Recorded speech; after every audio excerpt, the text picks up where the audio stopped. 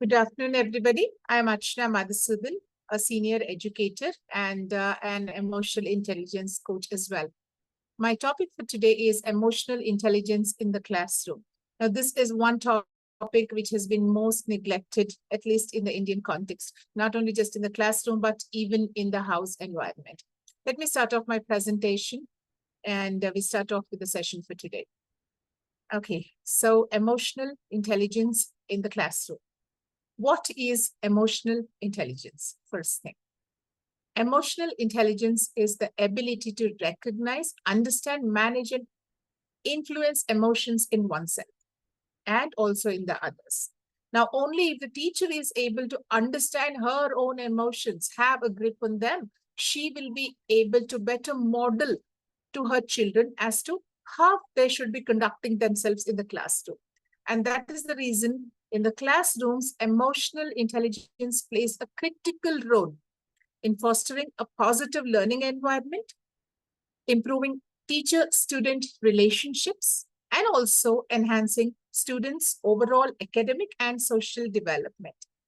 Let us go step by step into understanding what is emotional intelligence.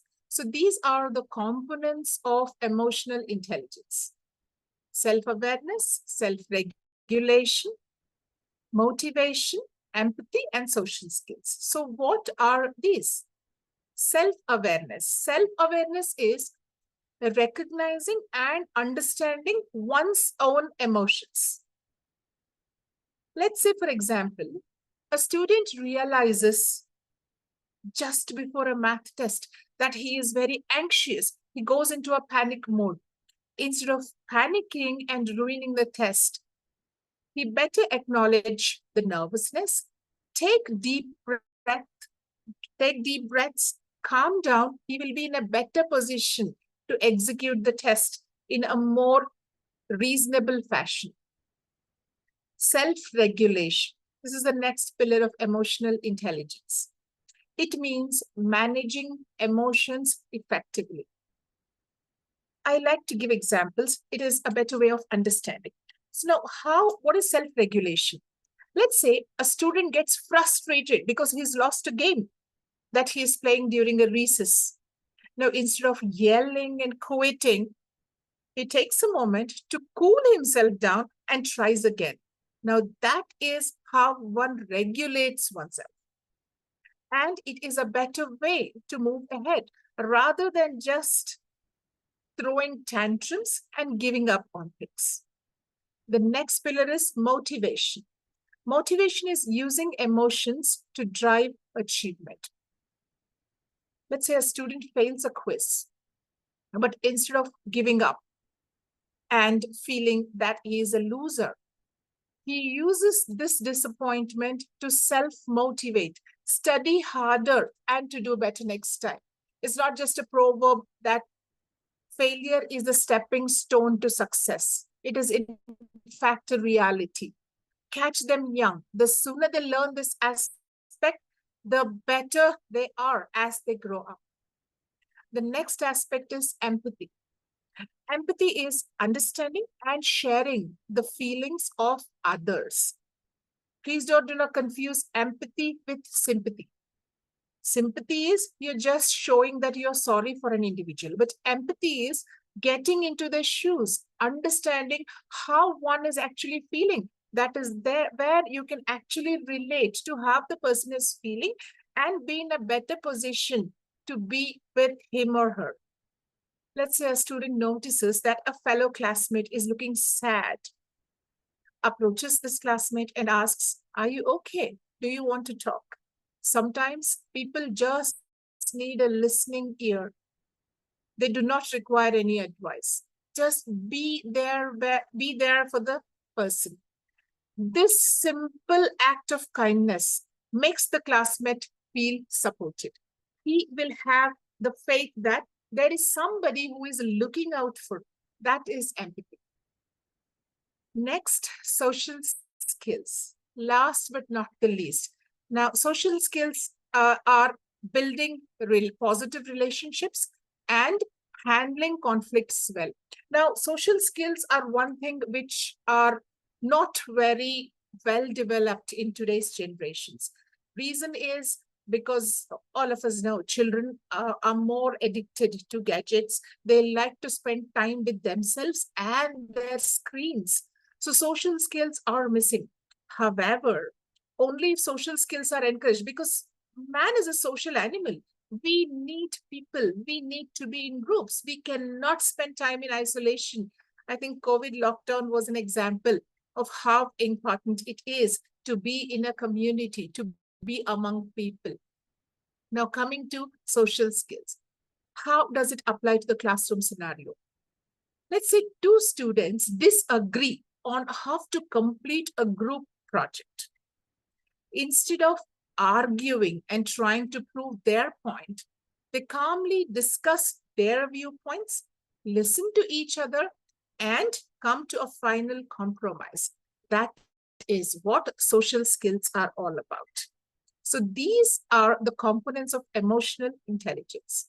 Moving forward, importance of emotional intelligence in the classroom. So this particular slide which I'm displaying, this competency is an ability to recognize, understand, and use social information about oneself or others.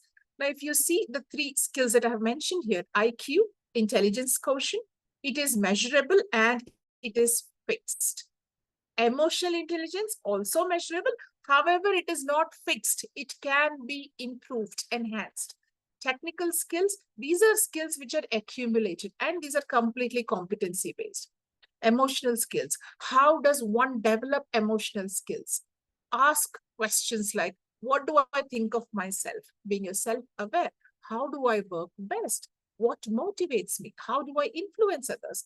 And how do others view me? How do I work with others?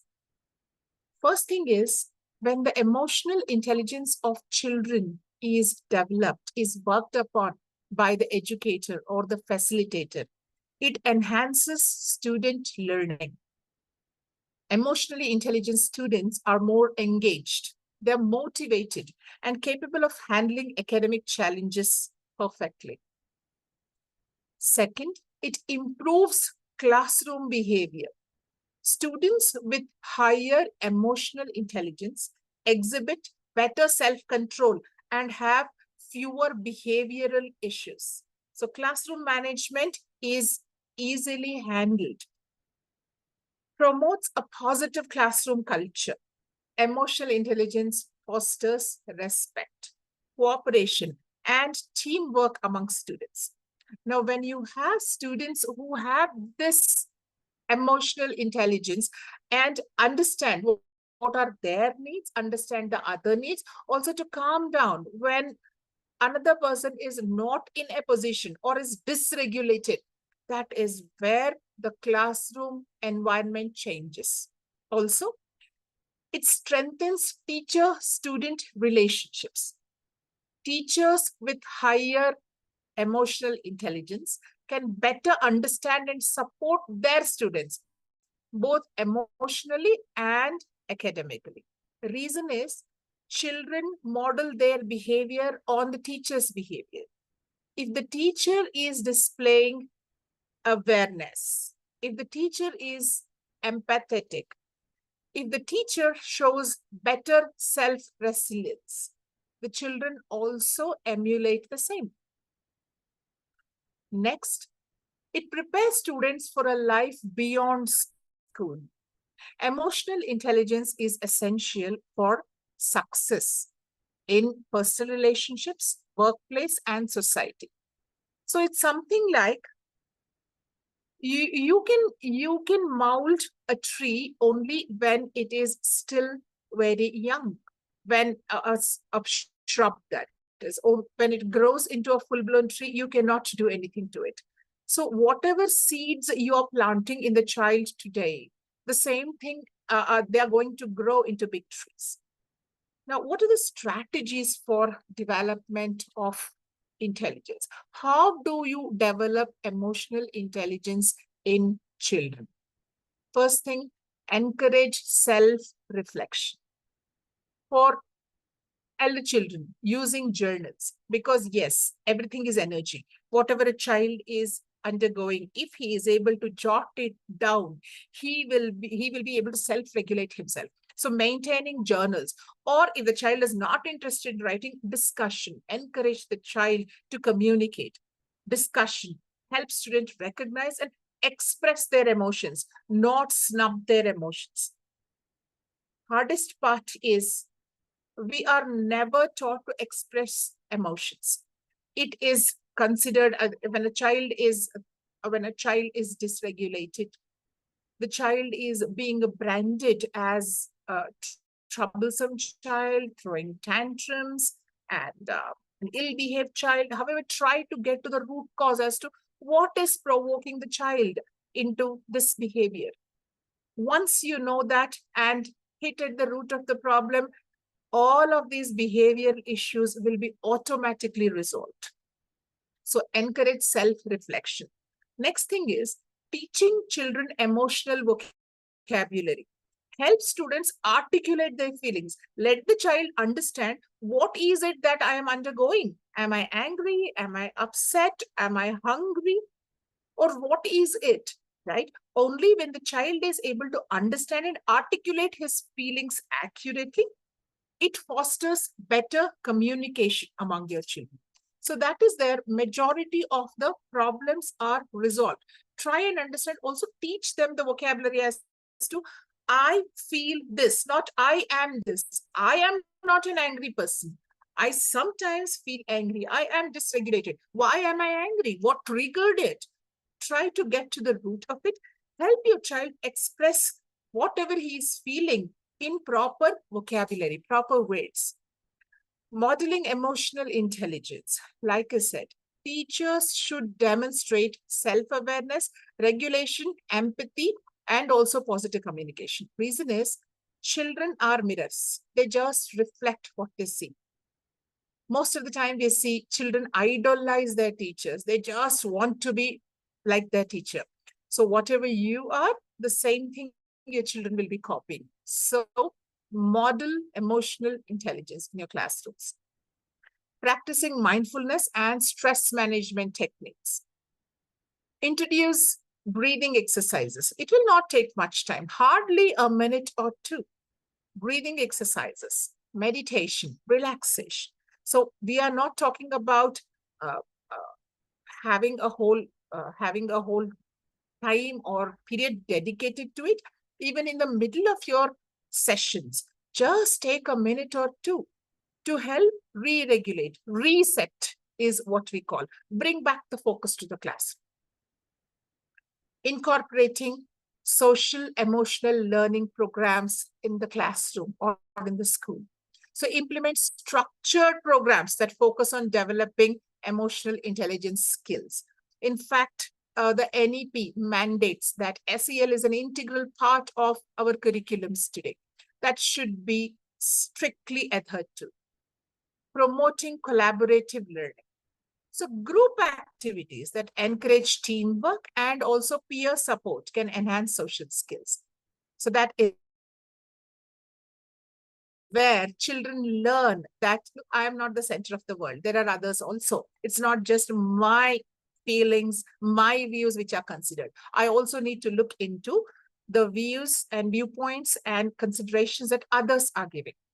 Next, a very important aspect, using role-playing scenarios. Encourage students to participate or practice empathy and problem solving in simulated situations. Give them scenarios. Ask them, how would you react? How would you respond?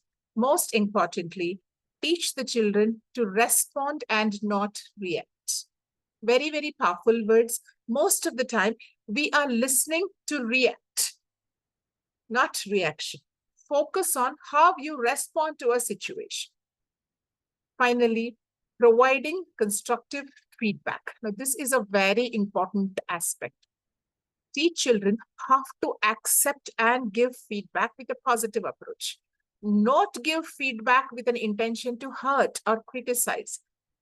Positive feedback is how children learn to be more empathetic, also accept their flaws and try to correct them in future. So the formula for success is IQ plus EQ. Intelligence quotient is what everybody focuses on, especially at least in the Indian context. IQ is the only thing that parents focus on, even the education industry focused on until very recently.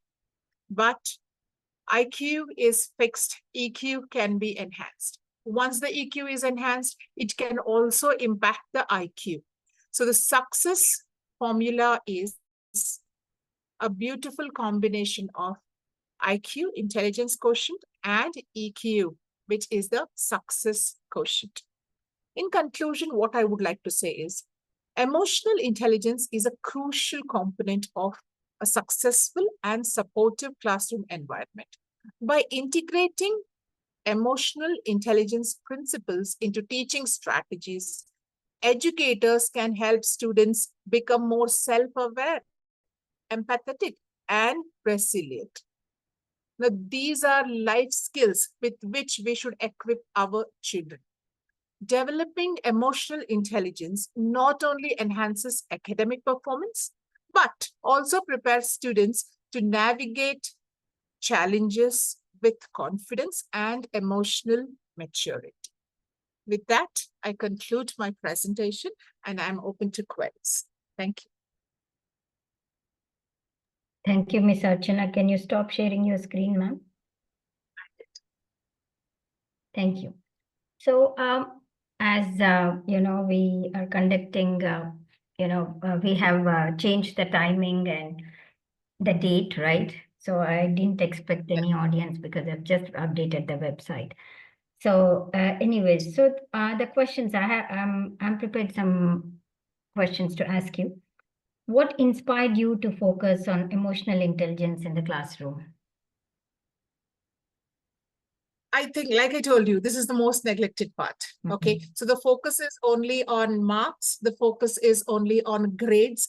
And what about the emotional intelligence? Now, physically, yes, what all I am learning in the classroom, what all the teachers are teaching, maybe I am good with rote memorization. I learn all of that and I exhibit, I score very good marks. But what if here and here I am disturbed? I will not be able to execute. Right? Today, if you see most of the children, especially after the COVID times, what we have noticed is children lack this totally.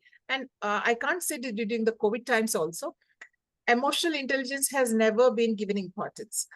Miss Pravina, let me ask you, as a child, whenever you asked an adult or whenever you felt upset for something which was not going according to your plan, how often was it that our adults understood us, empathized with us, or were we bluntly told, shut up and listen? What do you say, Ms. Pro? Right. Just don't ask, That, listen, kind of. Yeah. don't ask questions. Don't ask questions. That's not good. And then what happened is we started internalizing all of these. And most of the times we see we become people pleasers. We do not want to offend anybody. So we just accept. We just bottle up all of these feelings. And finally, one day it will burst.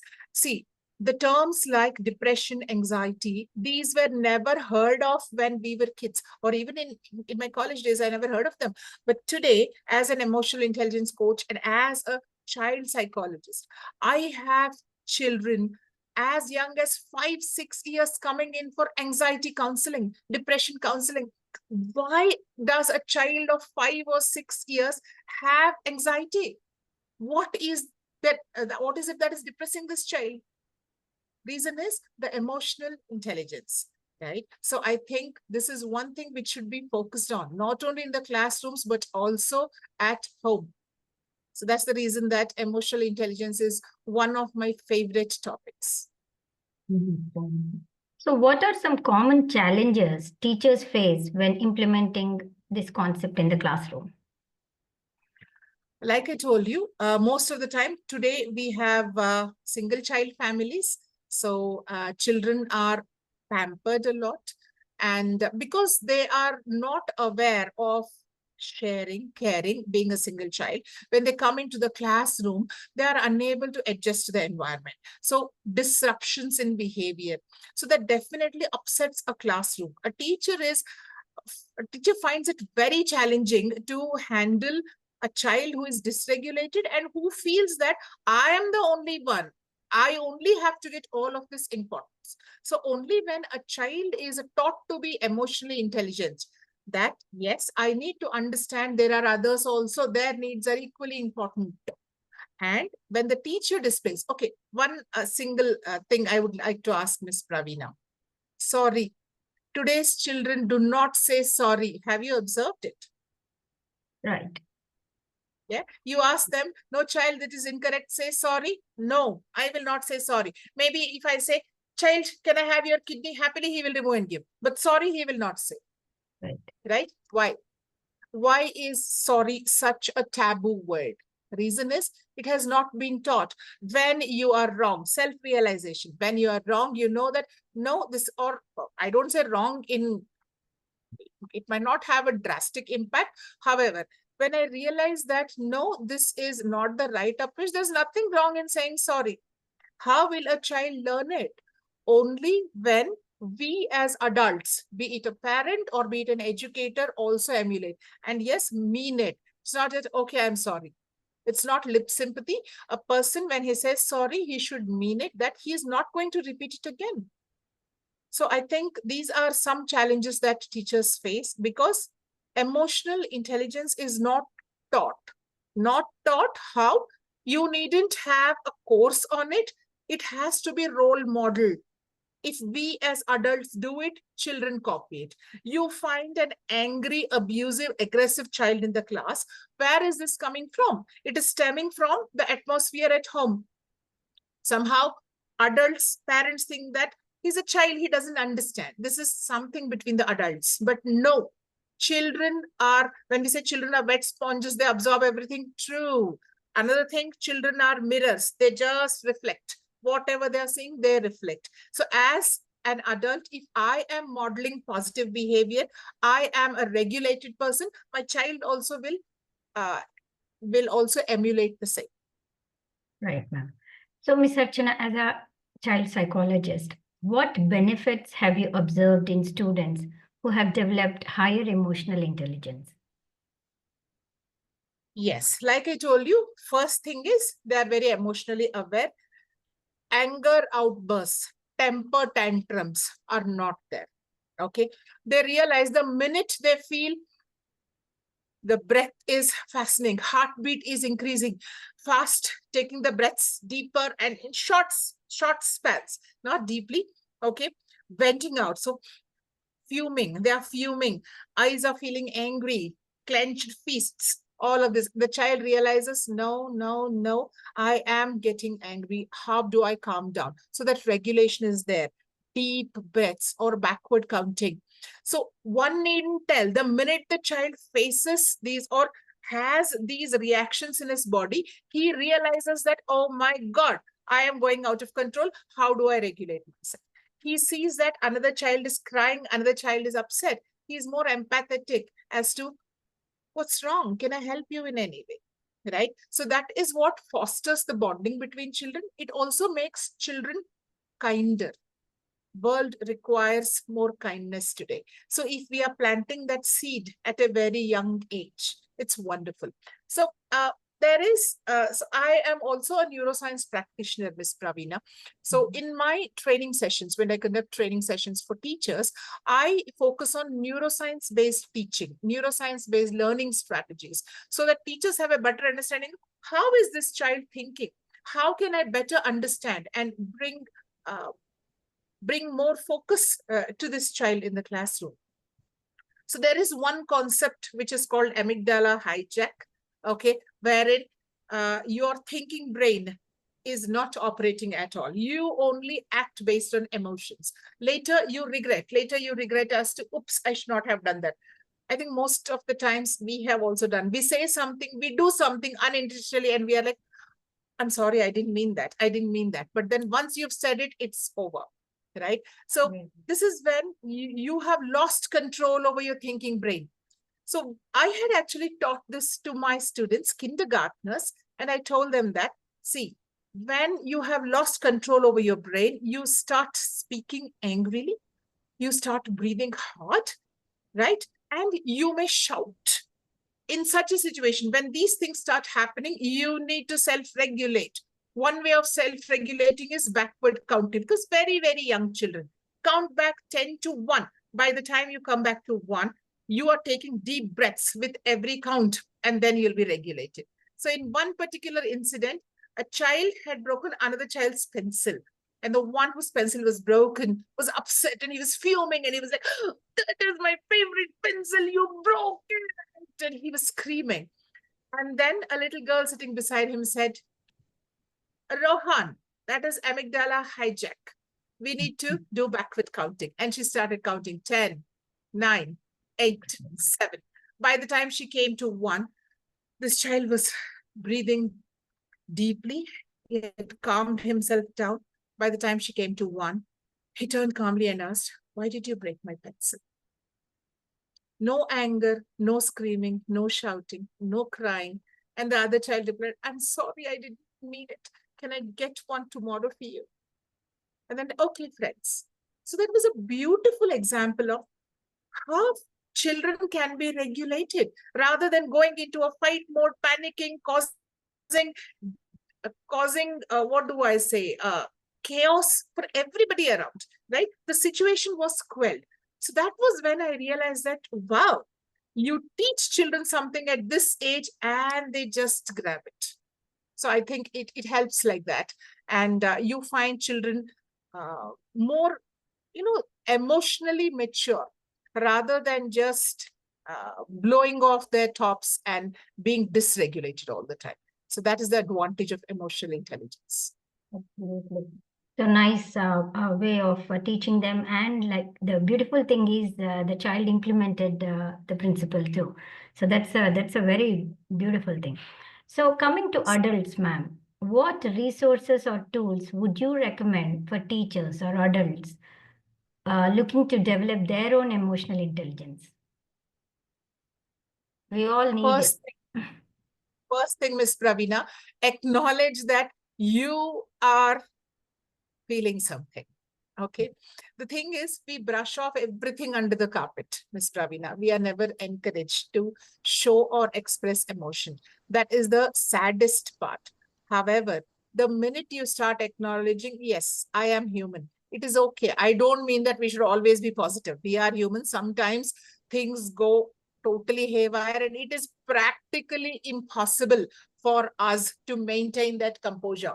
However, the minute you realize, yes, I think I have lost it, I need to control, or yes, being aware of the situation. I know, oh yes, I have an interview with Miss Pravina today. I am a little unprepared.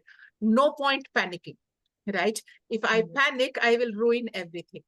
Rather, take deep breaths, compose yourself, and go with the flow. So yes, do not hit the panic button. Next thing is, try to be aware that there are other people around. Just like you feel sad, you feel upset, you feel happy, you feel pleasurable, it affects them also. And yes, one beautiful emotional regulation technique, smile. I'm not sure if you watched the movie Three Idiots, Miss Pravina. Right. Yes. Three Idiots is a movie of Mr. Amir Khan, Bollywood. It has been translated into many languages, in South Indian languages also. So there is a patent dialogue where he says, all is well, all is well, right? So what is all is well?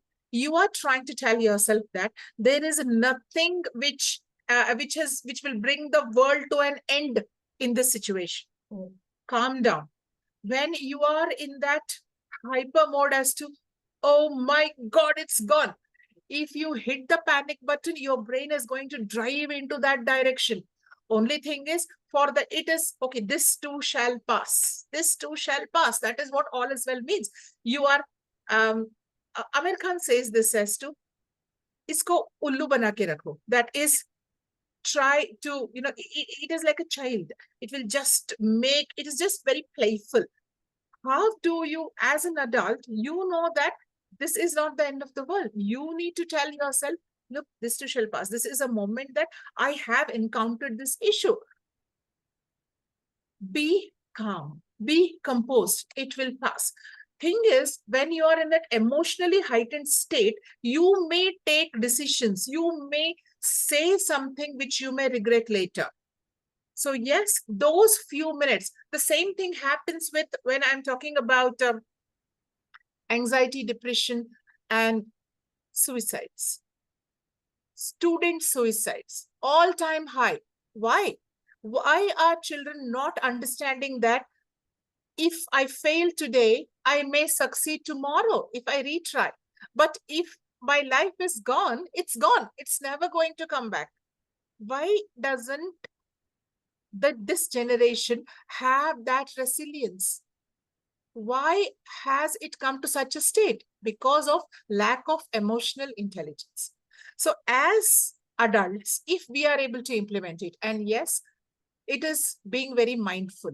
You need to be very, very mindful, understand and acknowledge, yes, I am feeling so and so.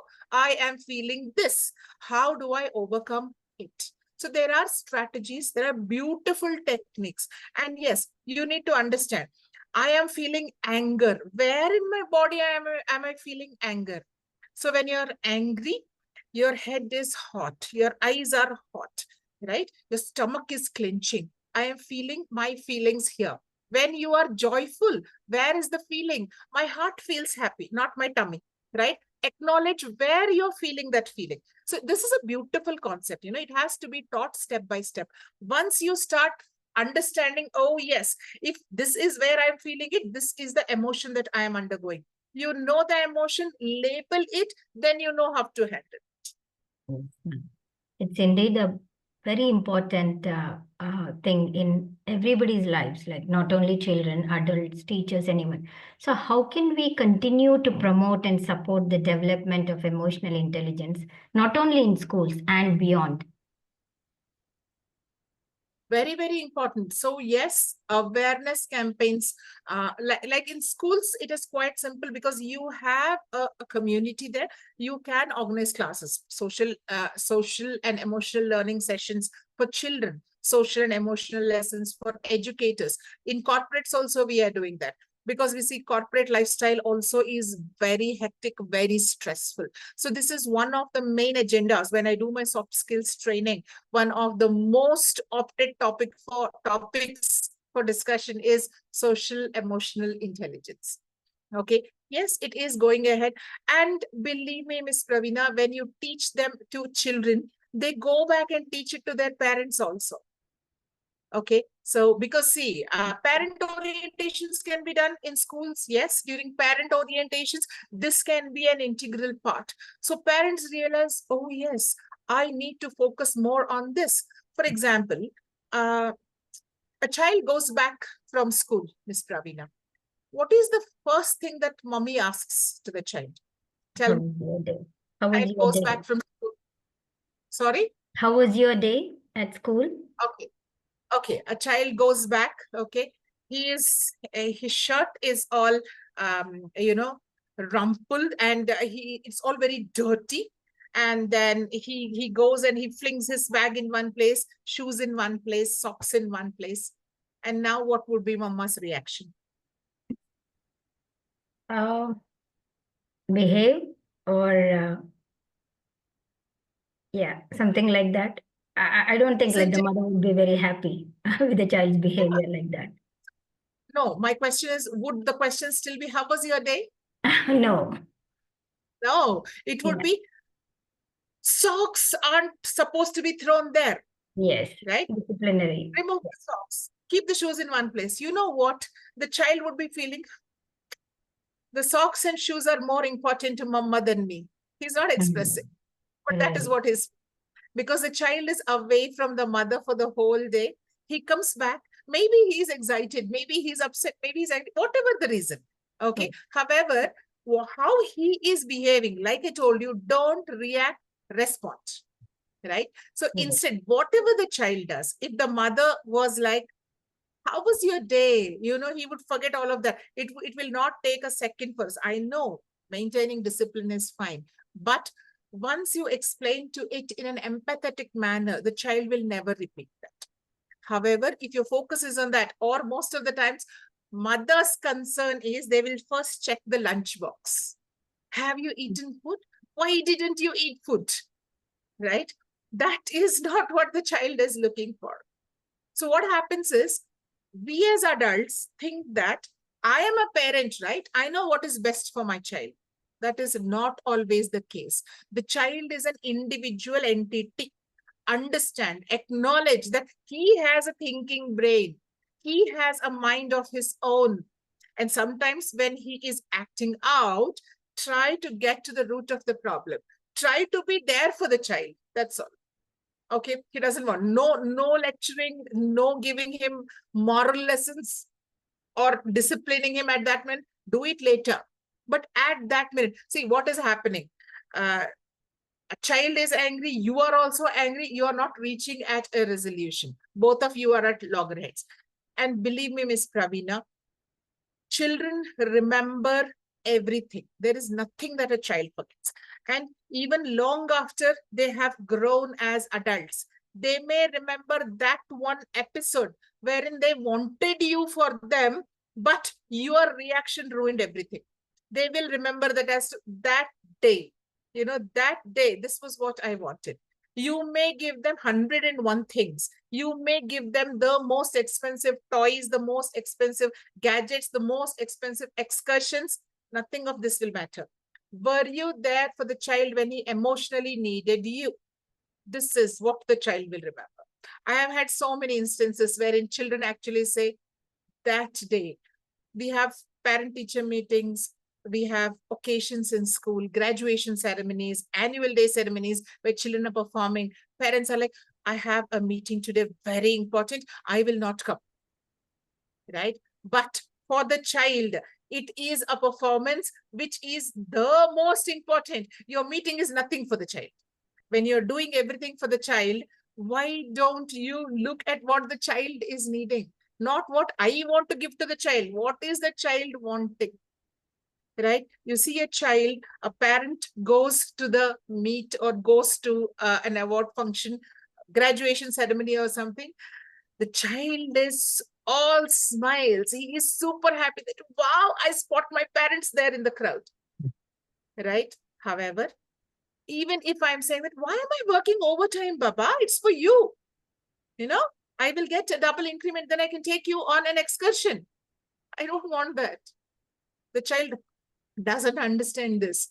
So yes, emotional intelligence at all levels. And yes, in schools, colleges, students, corporate offices, we can have phased manner of interactions wherein we teach them how to interact intelligently. For parents to bring it, because charity begins at home, we say. So for parents to bring it in, because none of us were taught. We were never taught emotional intelligence. Our feelings were never considered when we were children. We were always snubbed to be quiet, not to be nosy, not to ask questions, right? However, parent orientations, wherein we help parents understand, focus a little. Your child is not an integral part of you. Whatever I do for the best of my child, right? I know what is best for my child. No, your child was connected to you only with that umbilical cord. He is out. You've delivered him. The umbilical cord is cut. He is an independent human being. Consider him like that. Not that he is a child. What will he understand? He will understand everything. So yes, a parent has to be taught that whatever I do is for the best of my child. No, try to understand what the child wants, not what you want the child to be. One more very simple example. I learned it a very hard way, Miss Pravina, because somehow all of us parents that feel that I'm the parent, so I know what is best for my child. And whatever I couldn't accomplish, I try to put it on my child. I try to make my child that accomplished person. As simple as I always wanted to be a doctor as a child, but unfortunately, I couldn't move into that line because of various circumstances. So when my daughter cleared her grade 10 with all A's, I was super excited. My daughter will be a doctor. She will be a doctor. That is, I am not looking at her ability. I did not place focus on what she wants. I wanted her to be a doctor because I couldn't fulfill my dream, right? Luckily for me, my daughter quite emotionally intelligent. I do not take credit for that. So, however, I'm grateful that she is an emotionally intelligent child, and she told me, "Mama, you want me to study MBBS? I will. Sure, I will. But I cannot be a good doctor because my heart is not in medicine. You want me to be a doctor because you could not be a doctor. You want to fulfill your wish through me. So my focus only IQ, IQ, IQ. You're intelligent child. You can become a doctor. Of course, I will become a doctor, but I will not be happy. I will not be satisfied with what I'm doing because my heart is not into it. This is so very important, Ms. Pravina. Parents need to realize that every child has an independent thinking brain, right? And we have to acknowledge their feelings, support them, be there, not push them into directions. That's the reason we see children going into different verticals, depression, anxiety, ultimately suicide. Why? Because whatever they had in mind is not what they are doing. They're compelled to do something else. I think many of these issues can be resolved very easily, Ms. Pravina, if this emotional intelligence is made an integral part of our culture. Thank you, Ms. Archana, for the wonderful topic. Thank you for sharing your knowledge on our platform. And before I end the session, anything else you want to mention, ma'am? I can go on and on because, like I told you, it is a topic which is very close to my heart. Thank you so much for giving me an opportunity. I hope whatever I shared today can add a little value in the lives of listeners. Thank you so much, Ms. Pravina, for giving this opportunity. Thanks. One more time, ma'am. I'll end the session now.